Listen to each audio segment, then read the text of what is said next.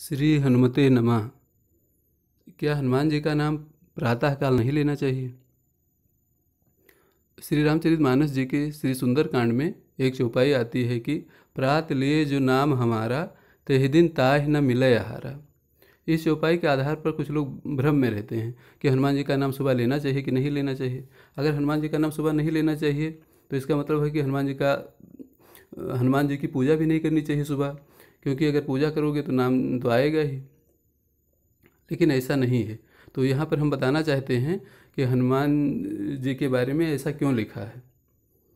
जब माता सीता की खोज करते हुए हनुमान जी लंका जाते हैं और उनकी मुलाकात विभीषण जी से होती है, तो विभीषण जी कहते हैं कि हे हनुमान जी, मेरा तामसी शरीर है और इस कारण से कुछ भी पूजा जब तक नहीं बन पाता है, और भगवान श्री राम के चरणों में प्रेम भी नहीं है। तो ऐसे में मेरा क्या होगा?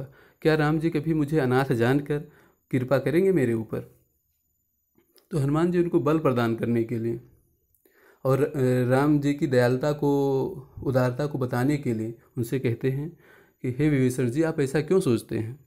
आप पहले मुझको देखिए। मैं आपके सामने एक उदाहरण हूँ कि मेरा कुल बहुत ऊंचा नहीं है। कहु कवन में परम कुलीना, कि क्या मैं बहुत ऊंचे कुल में पैदा हुआ हूँ? एक तो मेरी बानर की जात है, मैं सब प्रकार से नीच हूँ। और अगर बानर और भालुओं का कोई सुबह नाम ले ले तो उसे पूरा दिन भोजन नहीं मिलता है। इतना अधम हूँ, फिर भी राम जी ने मुझ पर कृपा कर दी, तो आप पे कृपा क्यों नहीं करेंगे? तो यहाँ पर हनुमान जी की विनम्रता है कि वो अपने बारे में ऐसा बताते हैं कि मैं नीच हूँ, फिर भी राम जी ने हम पर कृपा कर दी, तो आप पर कृपा क्यों नहीं करेंगे? श्री विनय पत्रिका में गोस्वामी जी कहते हैं कि अशुभ हुए जिनके सुमिरे ते बानर भाल विकारी, कि जिन बानर और भालुओं का नाम लेने से या उनका सुमिरन करने से अशुभ होता है, ऐसे बानर भालुओं पर भी राम जी ने कृपा कर दी। कहने का मतलब है कि जब तक बानर भालू राम जी से नहीं जुड़े थे, उनको राम जी की कृपा नहीं मिली थी, तब तक ऐसा था कि हाँ, उनका नाम लेने से, उनका सुमिरन करने से अशुभ होता था। लेकिन जब वो राम जी से जुड़ गए तब अब ऐसा नहीं है। अब ऐसा नहीं है, क्योंकि जीव जो है वो कुधात के समान होता है और भगवान पारसमणि के समान है। जब कुधात पारसमणि के संपर्क में आ जाती है तो उसकी कुधातता नष्ट हो जाती है और वह सुवर्ण बन जाता है। ठीक ऐसे ही जब जीव भगवान के संपर्क में आ जाता है, उस पर भगवान की कृपा हो जाती है, तो उसके दोष, उसके अवगुण नष्ट हो जाते हैं। तो यहाँ पे जो लिखा है इसका मतलब यह नहीं है कि हनुमान जी का नाम प्रातःकाल नहीं लेना चाहिए। हनुमान जी का नाम प्रातःकाल नहीं लिया जाएगा तो उनका प्रातःकाल पूजा भी नहीं किया जाएगा।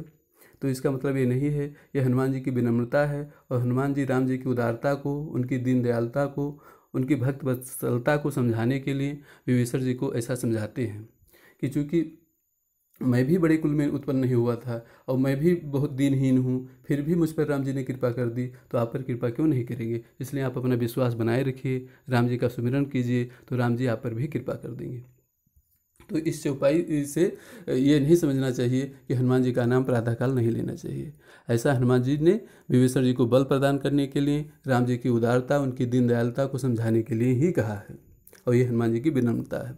बानर भालुओं का नाम सुमिरन करने से अशुभ होता था, लेकिन अब नहीं होता है। जब से राम जी की उन पर कृपा हो गई, तब से उनका अवगुण दूर हो गया और जगत पूज्य हो गए।